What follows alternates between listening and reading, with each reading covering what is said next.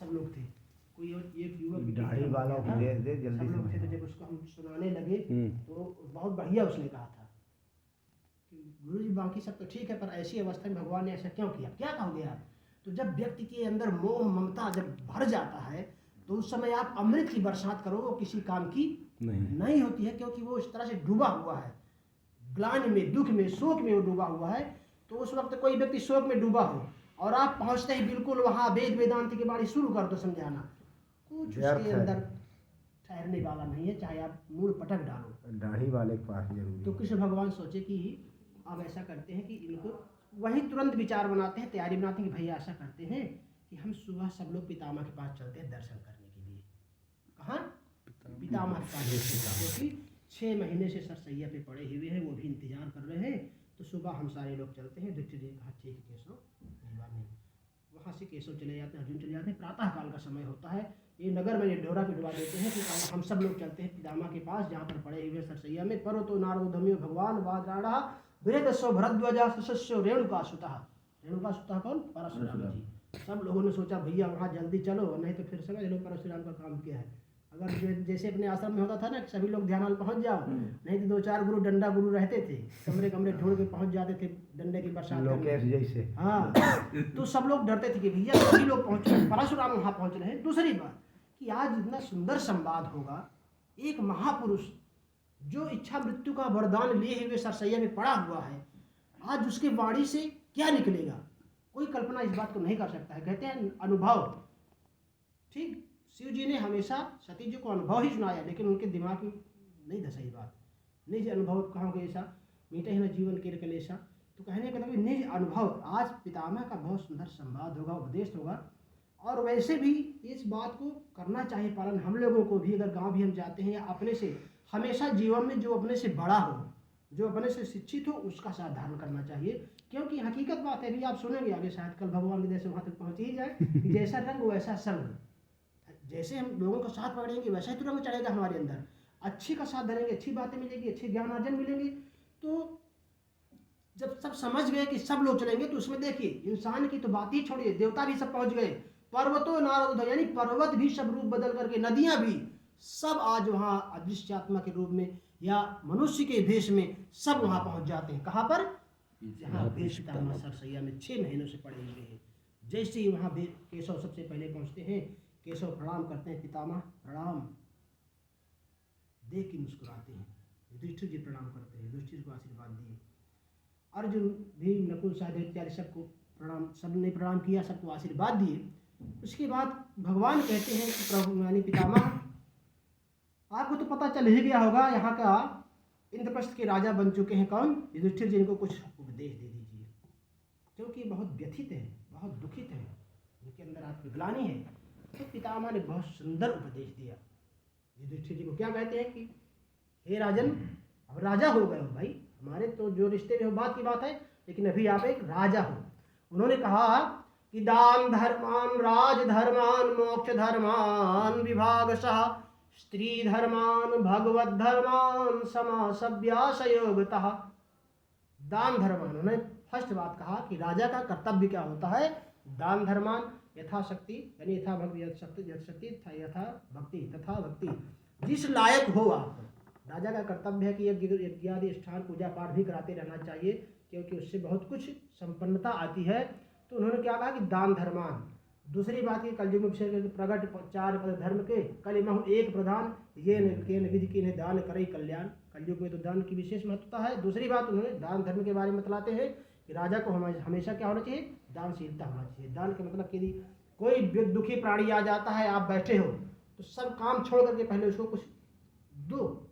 याचक यदि आता है, इसमें कहते हैं ना कि शतम विहाय भोक्तव्यम सहस्त्रम स्नानमेव च लक्षम विहाय दातव्यम कोटिम त्यक्त्वा हरिं स्मरेत्। यानी शतम विहाय, 100 काम छोड़ करके भोजन करना चाहिए। सहस्त्रम स्नानमेव च, 1000 काम छोड़ करके हमको स्नान करना चाहिए।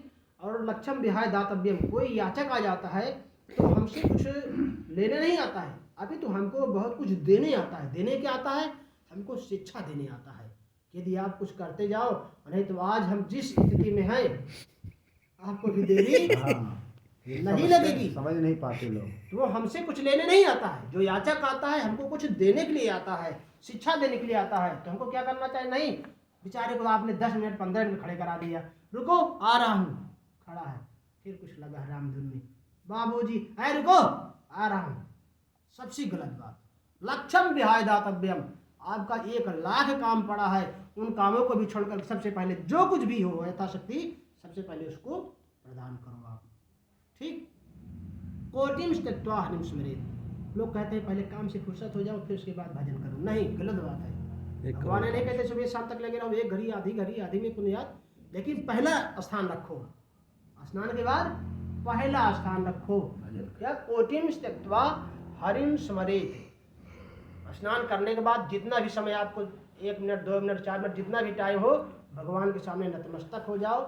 उसके बाद अपना सारा दिन सुंदर ही सुंदर जाएगा, अच्छा ही जाएगा, बहुत ही अच्छा वो दिन हमारा निकलेगा। तो कोटिम त्यक्त्वा हरि स्मरेत, 1 करोड़ काम छोड़ करके हरि का स्मरण करना चाहिए। तो दान धर्मान राजधर्मान, दान धर्म के बारे में बतलाते हैं। फिर उसके बाद दूसरा धर्म होता है राजधर्मान। राजा का कर्तव्य क्या होता है? राजा का कर्तव्य ये होता है कि कभी भी जीवन में ऐसी परिस्थिति हो जाए कि मेरा स्वयं संतान यानी मेरा बेटा ही है और एक हमारा प्रजा आवासी है कोई, अगर उसमें आपस में विवाद हो गया है तो हमको सही सही न्याय करना चाहिए, भले ही अपना ही संतान क्यों ना हो। 1% वहाँ पर कहने का मतलब थोड़ा भी पक्षपात नहीं करना चाहिए। अगर ऐसा हो जाता है, प्रजा अगर थोड़ी भी दुखी हुई तो गोस्वामी तुलसीदास जी कहते हैं कि जासु राज प्रिय प्रजा दुखारी, सो नृप नरक अवश्य कोई नहीं बचा सकता। जिस राजा के राज्य में अगर प्रजा दुखी हो जाए उस राजा को नरक से कोई नहीं बचा सकता है, क्योंकि राजा पिता के समान होता है। 5 पिता होते हैं, 5 माता है ना, राजपत्नी, गुरुर पत्नी, मित्र पत्नी, पत्नी माता स्वमाता चा पंचते लोक मात्रा। जो जिस प्रकार से 5 प्रकार की माता होती हैं। राजपत्नी यानी जो राजा हो गया वो पिता के समान, उसकी पत्नी माँ के समान। गुरुर पत्नी, गुरु की जो पत्नी हुई माँ के समान है।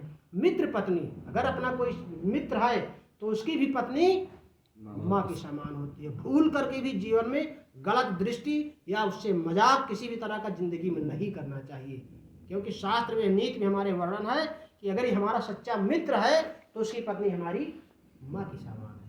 राज मित्र पत्नी से पत्नी माता, अपने पत्नी की जो माता जिसको हम सासू माँ कहते हैं वो भी हमारे माँ के समान होती है। और स्वमाता चा, अपने माँ का स्थान देखो 5वें नंबर पे आया। तो राजपत्नी, गुरुर पत्नी, मित्र पत्नी जो था, पत्नी माता स्वमाता चा पंचेते लोक, जिस प्रकार से 5 माताएं वही 5 पिता होते हैं। तो राजा क्या होता है?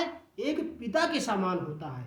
और जिस पिता से एक प्रजा को इतनी उम्मीद हो, अगर उस उम्मीद में वो थोड़ा सा अगर पक्षपात कर दिया तो सोचिए कि उस प्रजा के हृदय में क्या बीतेगा।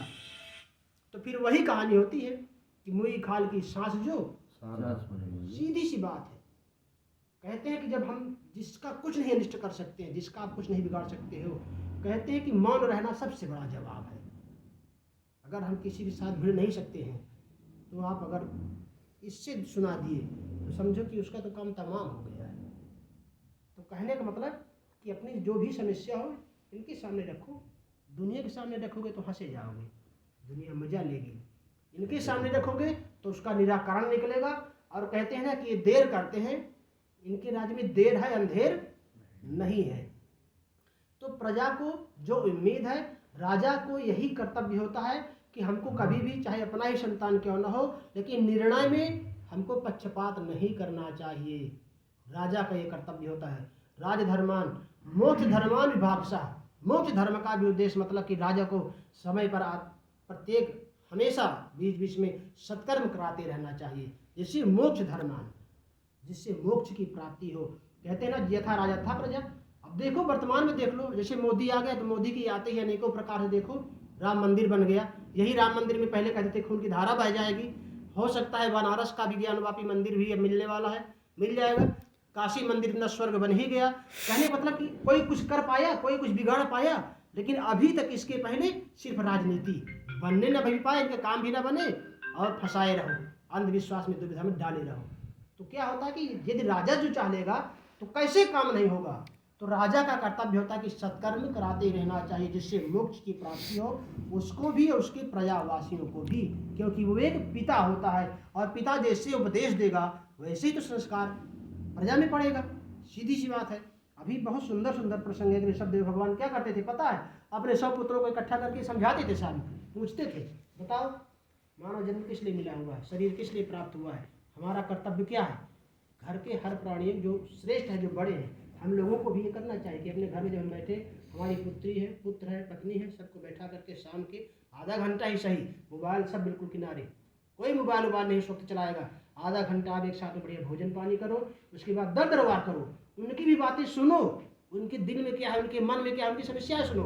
क्योंकि अक्सर बहुत समस्या हो जाती है कि पुत्र के मन में कुछ चल रहा है, वो भी जवान हो चुका है, डर के मारा, भय के मारा हमसे कह नहीं पा रहा है, कह तो नहीं पा रहा है, लेकिन गलत रास्ता उसका गलत हो जाएगा, और जब रास्ता गलत में चला जाएगा तो फिर आप बहुत संभालने की कोशिश करेंगे, नहीं संभाल पाएंगे। तो इसलिए क्या करना चाहिए हमको कि सबको बैठा के आधा ही घंटा सही, कोई मोबाइल नहीं, सब मोबाइल किनारे, और अच्छी बातें करना चाहिए, अच्छी शिक्षा देनी चाहिए, एक दूसरे से हास्य परिहास करना चाहिए। क्योंकि शास्त्र में हमारे कहा गया है, लालेत पंचवर्षाणि 10 वर्षाणि ताडेत प्राप्ते षोडशे वर्षे पुत्र मित्र समाचरेत। अगर हमारा संतान 10-12 साल से ऊपर हो गया है, 5 साल तक उसको खूब लाड़ प्यार करो, अच्छी बात है, नीति के तहत है।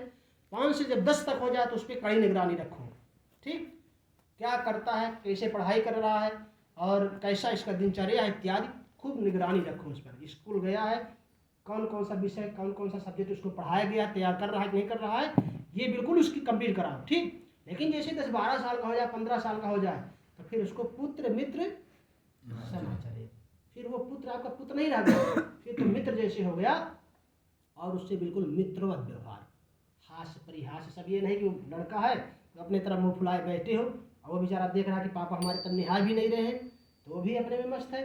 तो इससे क्या है कि मामला गलत होता जाएगा सब। तो एक साथ ही बैठ करके बढ़िया हास्य परिहास सब तरह की बातें करो, सबकी बातें सुनो और सुनाओ।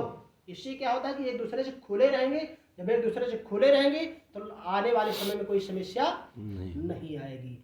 तो कहने का मतलब कि मोक्ष धर्मान विभागशः, तो राजा का कर्तव्य ये होता है कि उसको हमेशा सत्कर्म भी कराते रहना चाहिए। स्त्री धर्मान भगवत धर्मान समासभ्यास योगता, स्त्री धर्म के बारे में बताते हैं पितामह कि हे राजन, कभी भी अपने आंखों के सामने पाप होते हुए नहीं देखना चाहिए। यदि आप देख रहे हो तो आप करने वाले से अधिक पापी हो आप, क्योंकि आप आंखों से देख रहे हो। स्त्री का कहीं अपमान हो रहा हो, उसके साथ कोई दरिंदगी हो रही हो, तो आप अपना भले ही गला कटा दो। यदि जिंदा हो तो उसकी रक्षा करो, प्राण गंवा दो ठीक है, लेकिन जीते जी रक्षा करना चाहिए। क्योंकि यत्र नार्यस्तु पूज्यन्ते रमन्ते तत्र देवता, नारद सूत्र में स्पष्ट कहा गया है, जिस घर में नारी का सम्मान है उस घर में देवता विराजमान रहते हैं, कोई कहने की बात ही नहीं है। यत्र नार्यस्तु पूज्यन्ते रमन्ते तत्र देवता, लेकिन जिस घर में आप नारी को ही रखेल बना के रखे हो तो उसमें देवता कहाँ निवास करेंगे, उसमें तो दानव निवास करेंगे, और सुबह शाम खटपिट होता रहेगा। जब खटपिट होगा तो आप भी खटखटाते ही रह जाएंगे। लेकिन तो तुलसीदास जी बढ़िया कहते हैं ना, जहाँ सुमयता संपत्ति नाना, जहाँ कुमति तहाँ विपत्ति।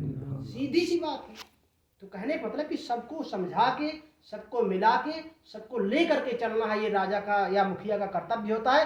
पितामह समझाते हैं इस बात को, ठीक। स्त्री धर्मान, तो क्या करना चाहिए, गला कटा के भी उसकी रक्षा करना चाहिए, स्त्री के ऊपर कभी हाथ नहीं छोड़ना चाहिए। जैसे वो चौपाई है ना, ढोल गंवार शूद्र पशु नारी सकल ताड़ना के, तो लोग क्या करते हैं, कहते हैं गुरुजी जितने ढोलक पीटोगे उतने अच्छा आवाज दे। तो ढोलक आप पीटोगे तो इसमें आवाजें तो आएगी ना, लेकिन ये बिना स्वर रखा रहेगा, कोई इसमें ताल नहीं, भड़ भड़ भड़ भड़ आएगा बस। इसको आप जितना सुंदर स्वर से बजाएंगे, मिला के बजाएंगे, सुनने में अच्छा आएगा।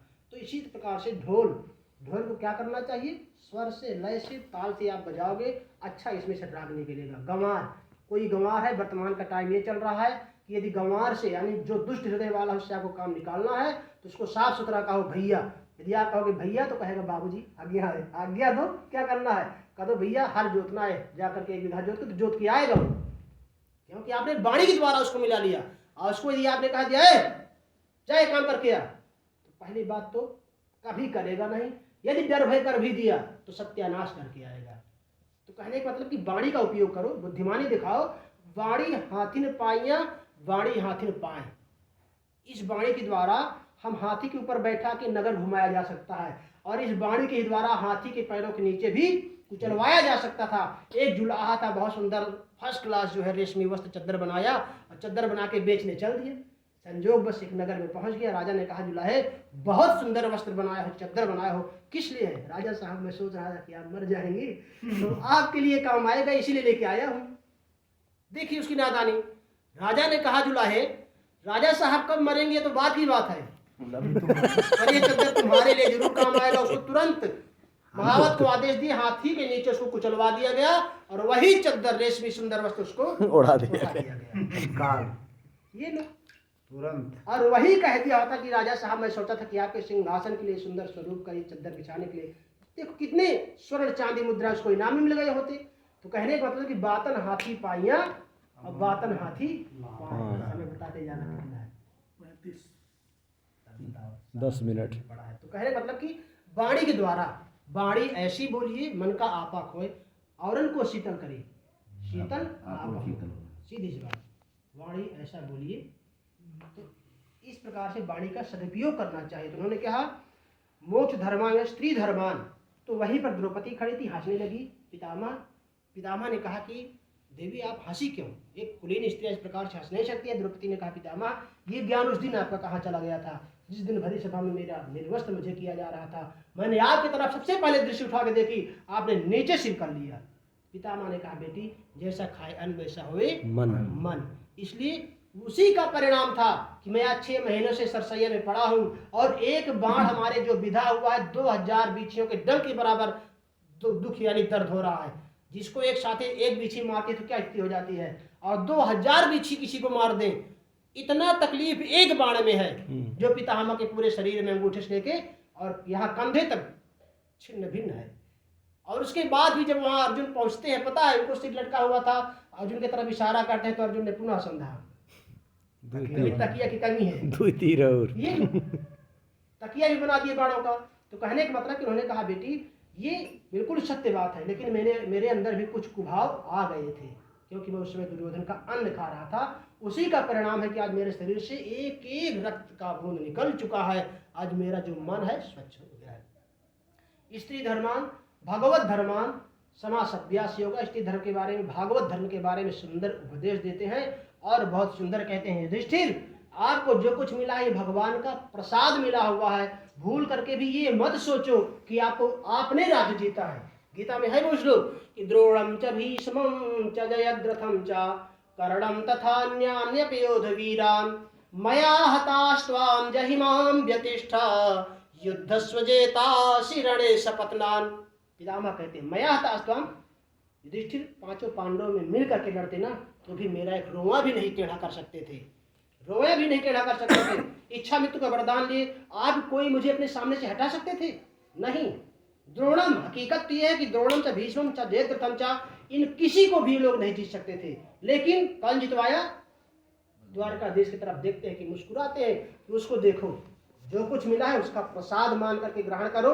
ये मत सोचो कि ये राज्य मैं प्राप्त किया हूं, आप नहीं प्राप्त कर सकते थे, ये आपको राज्य प्राप्त कराया गया है भगवान के द्वारा।